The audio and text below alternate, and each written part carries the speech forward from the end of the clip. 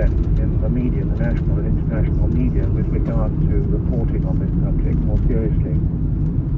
Certainly, in terms of our recent Freedom of Information Act, a lot of reports. I've got here, 19th of December last year, a huge article in a broadsheet, The Independent on Sunday, an article by a regular columnist, Andy Martin, reporting that in Cambridge, in England, you know where the university is, he and his family saw this giant craft just hovering and going over him, no more than a height of more than 400 or 500 feet. No noise, he said. Dark outside outline of the craft, nothing like an aircraft, no wings poking out the side. Definitely jumbo size. It wasn't going up and it wasn't coming down. And that's from a good journalist. And another journalist, the editor of a paper in southern England, the Southern Daily Echo, reported seeing a large triangular craft in the New Forest. That's in Hampshire. All right. We are at the top of the hour. We're going to go to phones here shortly. Hold on, Timothy. I'll tell you what I told ABC. I told them that after seeing what I saw, whether it's us, our back-engineered craft, or even our own craft that now defy gravity, or it's theirs, either way, disclosure of this, that would be a really big story. Right?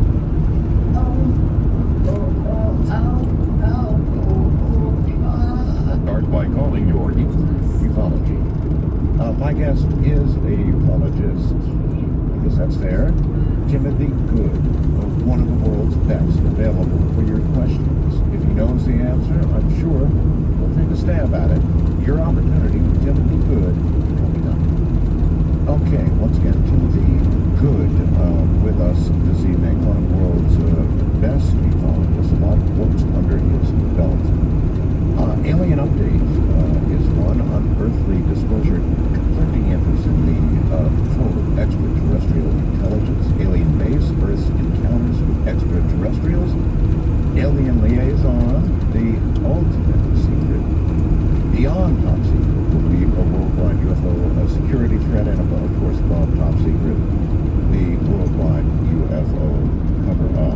And interestingly, I found a photograph of the painting that was done of what Ramona and I experienced, and it's sideways. It's the wrong aspect ratio to try and put on, but I'm going to try it. It's going to squeeze it weirdly, I think, if I try and put it in my webcam slot, but I'm going to see what I can do about that in the next hour. If I can, I'll get it up there on my webcam.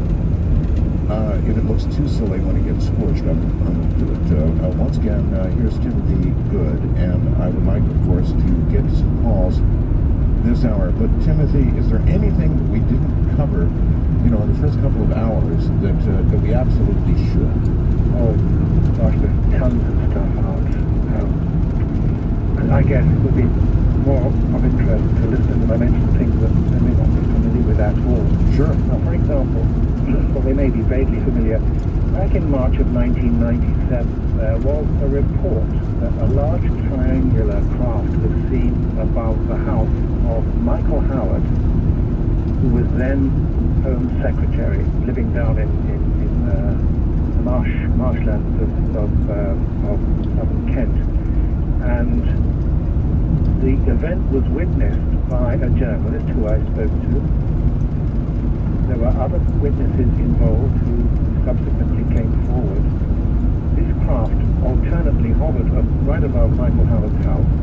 He's currently leader of the Conservative Party, and he's hoping to win the election, which we're going to have today. But I have got an official request has been put in for information about the event and his opinions and so forth, and I've already had acknowledgement that he will indeed be replying to this. So stay tuned, I'll let you know what he says about it. But interestingly, this craft alternately hovered right above his house and then retreated, like 400 or 500 yards. Then it came back again, and this was going on. And there was, at one stage, all the alarms were set off because obviously, being Home Secretary at the time, a lot of security guards around the place, dogs and so forth, and there was pandemonium. And this was witnessed by a number of people, including some firemen.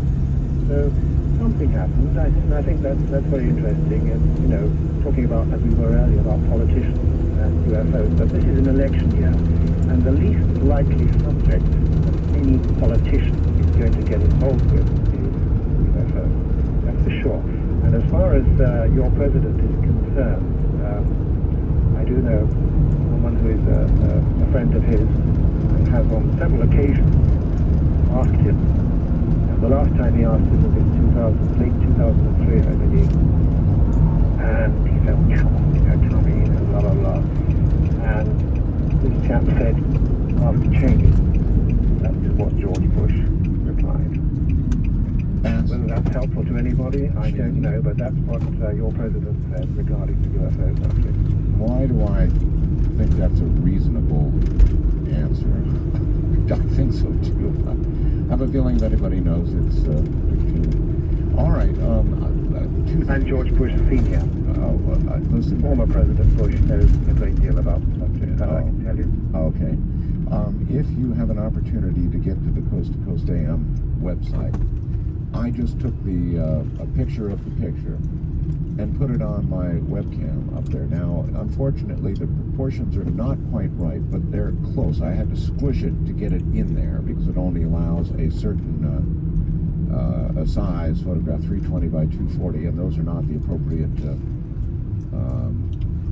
It got squished, but it'll be up there in the next 5 or 10 minutes. So I would love you to see that. Timothy, it's exactly what we saw. It'll be up there very shortly. In the meantime, here are some people who want to talk to you. First time caller line, you're on the air with Timothy Good. Hi. How you doing? Doing all right, sir. Who are you?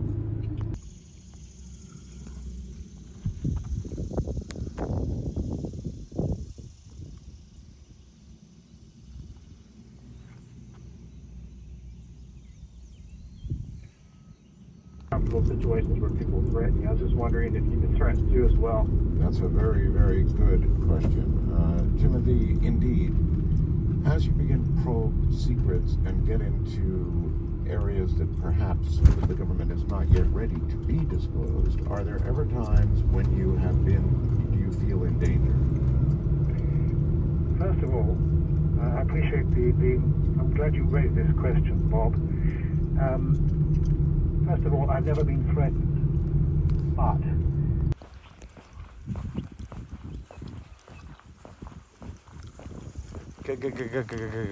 Gateway to hell.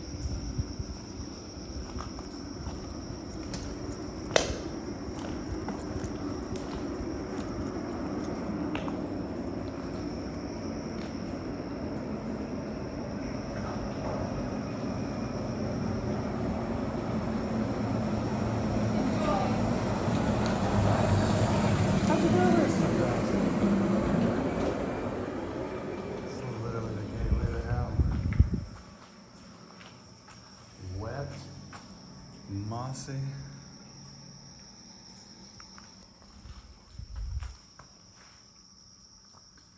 How does anybody even do it? Enjoy it.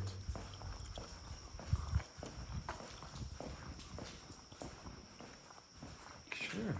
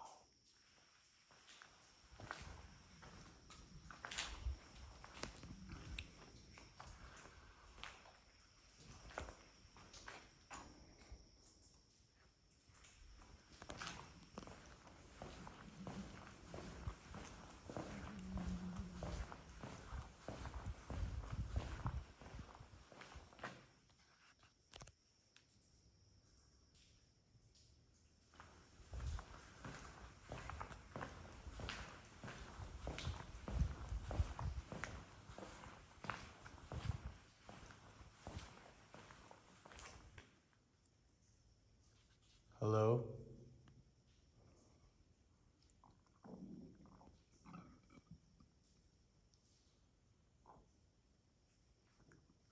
Hello? Is it me you're looking for? Oh, damn it.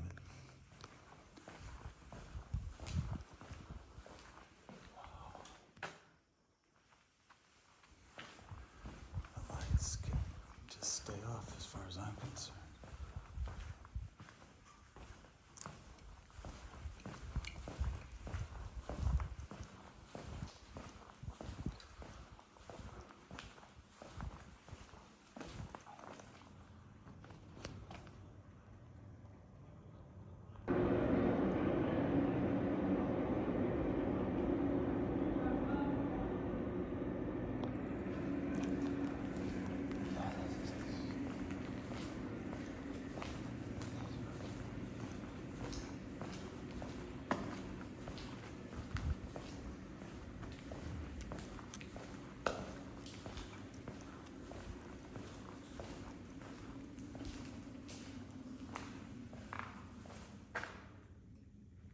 Yeah, no kidding. Damn right it does.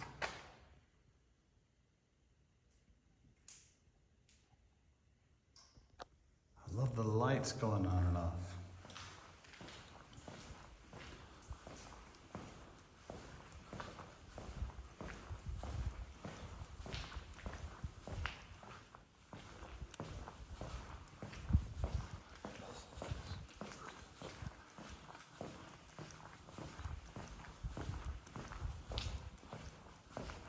Oh yeah, going in there for sure.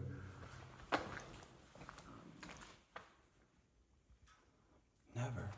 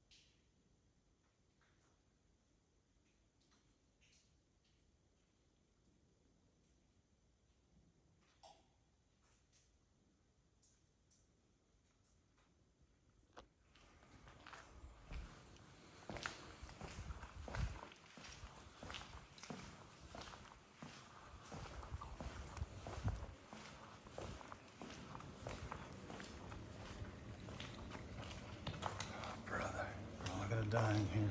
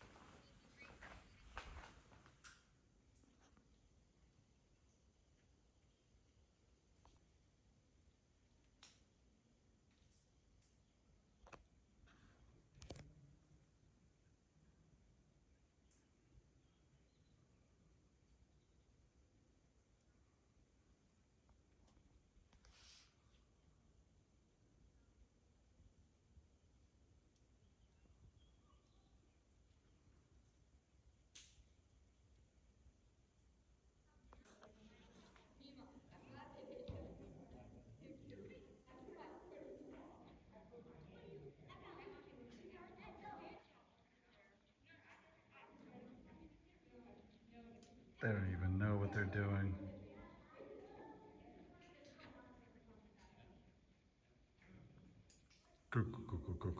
Gateway to hell.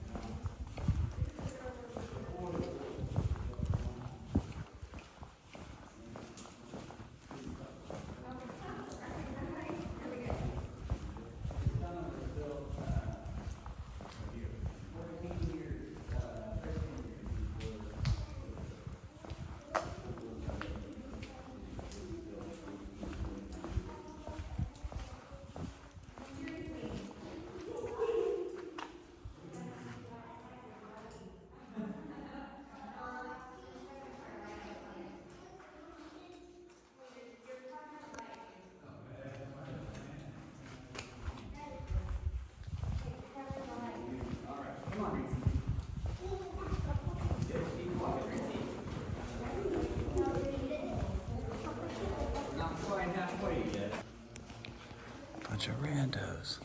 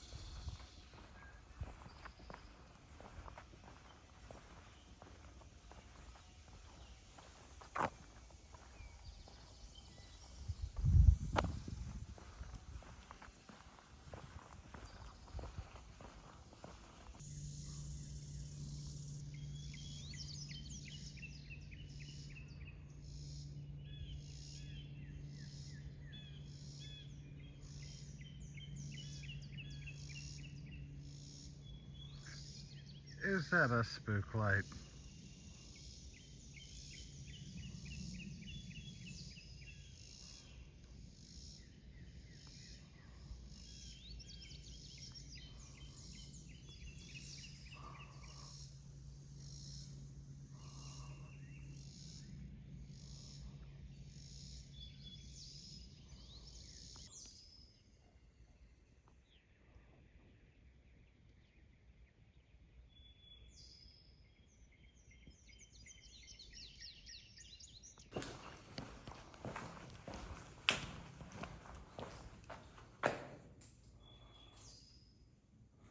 And there it is, your spook light.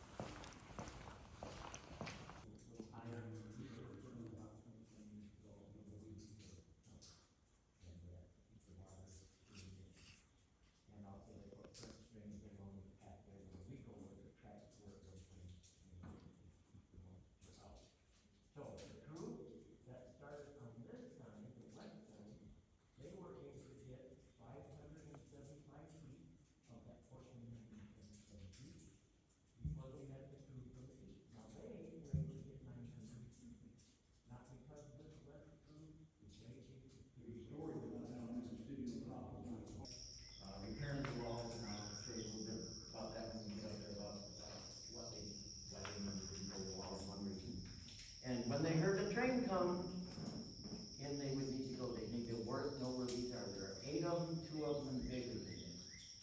And, if there are more than, say, even two people, you'd want to be in there just back to back. And you cover your face, your nose, because there'd be a thick soot in the tunnel from trains coming through. They came through about 20, 25 miles an hour. Originally, they were wood burners and then coal burners, which is even worse as far as the smoke and the soot. So you want to let the tunnel air out before you come out, otherwise you would be breathing. So now eventually, the townspeople would use the tunnel to pass through, because it's easier than walking over the mountain to get to the next place they would go. And, so they need to know where these are, and they were filled in that train, and we were not able to outrun the train, we're not able to turn around. So, that's the safety pocket, so that's the safety, I'll show you, the pictures of the big ones, there's two of them, there's the middle. So, you can go time check. This, Cigarette. things right here, and they're back to the dirt. Cigarette. And then.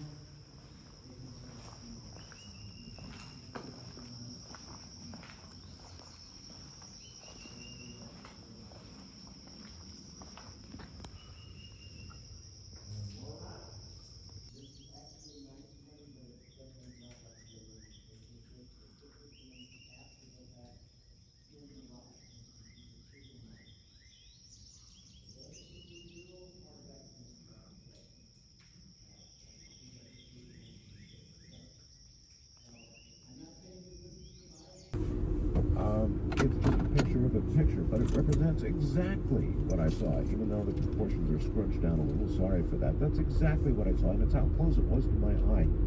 I can't wait to get online. When you've seen something like that, it changes you forever, or at least until you get a legitimate explanation for what otherwise cannot be. Anyway, east of the Rockies. May I mention very briefly, Yes. in case it gets forgotten, I am going to be in the States in April, speaking at the Ozark UFO Conference, the annual Ozark UFO Conference, which is www.ozarkufo.com, all lowercase, OZARKUFO.com. And the other speakers include Linda Howe, Grant Cameron, Wendell Stevens, Nancy Talbot, and Scott Ramsey, who will be discussing the Aztec case of 1948. He's got a lot of new evidence for that. Bill Hamilton, and David Marler, who will be discussing time triangles in particular. That's quite an impressive list, all right. And there are two other, Wendell Stevens will be there as well. There's also two speakers to be announced.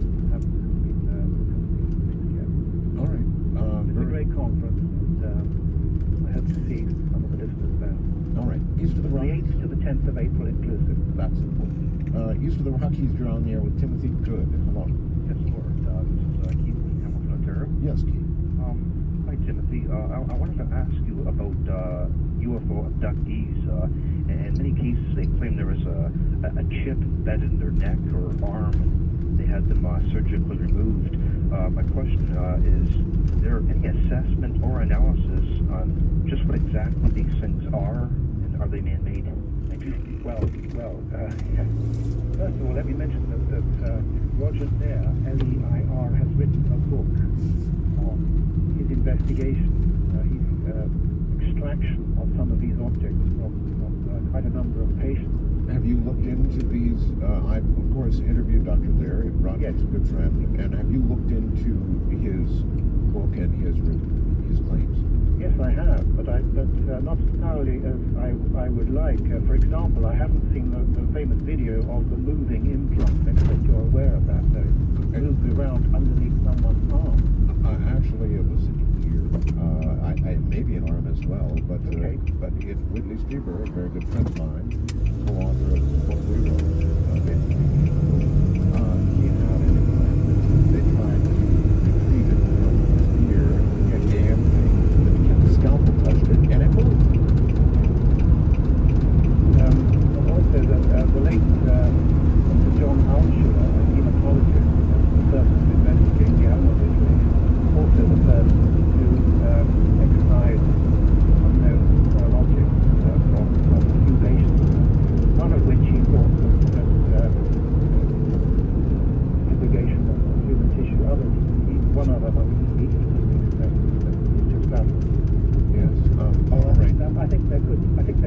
stuff. But again, I think a lot of things, everyone thinks they've got chips embedded in them, you know.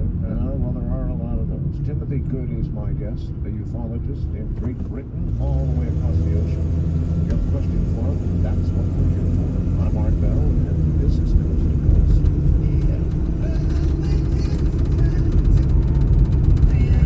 Art at 800's upper left-hand corner is Art's webcam. I would swear to you on a stack of Bibles, as with my wife, that now bear in mind the proportions are squished a little bit to get it into that size of a picture. It's actually a much higher resolution picture, so it's squished. But that's exactly what we saw. The proportion actually is pretty close in terms of the vehicle. You can judge by how my Geometra is squished a little bit, how the rest of it is squished. But that's it, baby. That's what we saw, and I'd swear that on a stack of Bibles. We'll be back in just a moment. Stay right where you are. It is true that Britain just literally got a Freedom of Information Act, and apparently Timothy feels that, well, they were ready for it by the time it came out. You may recall in the Roswell situation when we had a man in Congress who actually went after the information. The only answer he ever got was, whoops. He had Congress some shit. Yes, and it looks like these files have been destroyed. Or lost. I think they said or lost. Or whatever. And you think much the same kind of thing happened there in Britain with your new Freedom of Information Act? Probably, in some cases, yes. All right. First on color line, you're on here with Timothy Good.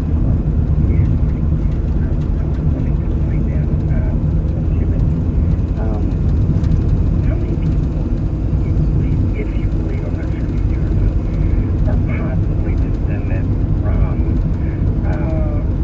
an alien race or people from the UFOs? All right, well, it's a reasonable enough question. If it's a genetic connection, then how many of us do you feel are descendant of aliens? I think indirectly the whole planet is affected in some way by genetic manipulation going way, way back. So one way or the other?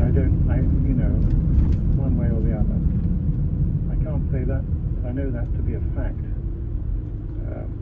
But it's my belief that there was genetic manipulation of primitive man when first made our appearance on this planet. Another question would be, and I think I'll ask you, do you think that there's any possibility that we are not the first, and by that I mean the first intelligent occupants of Earth? I'm glad you raised that, Art. I've written about that in my books.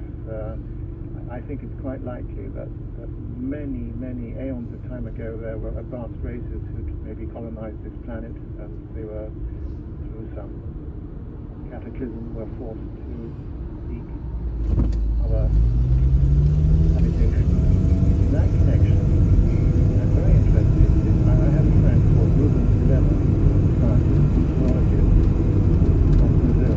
He's also a former CIA communications specialist, and he's been on numerous Antarctic expeditions, meteorologist, including many with the United States Navy. He had a type of contact with ETs that will give proof of their, for example, their ability to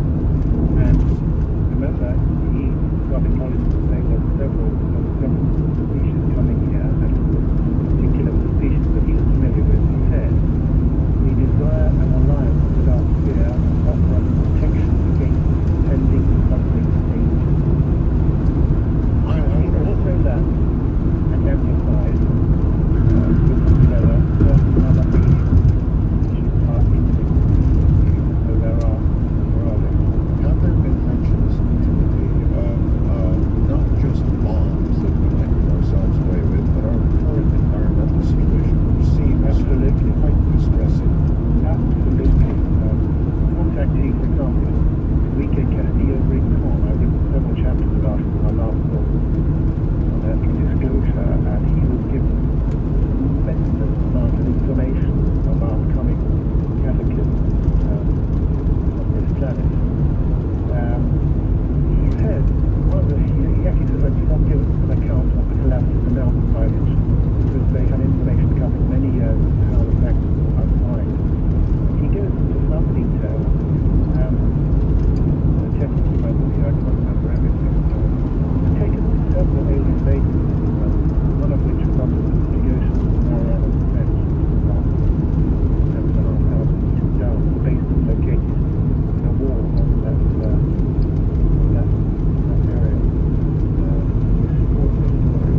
He was given information about coming events on this planet, including enormous geological cataclysm, and the fact that the sun, there will be problems with our sun, which is a very severe problem on Earth.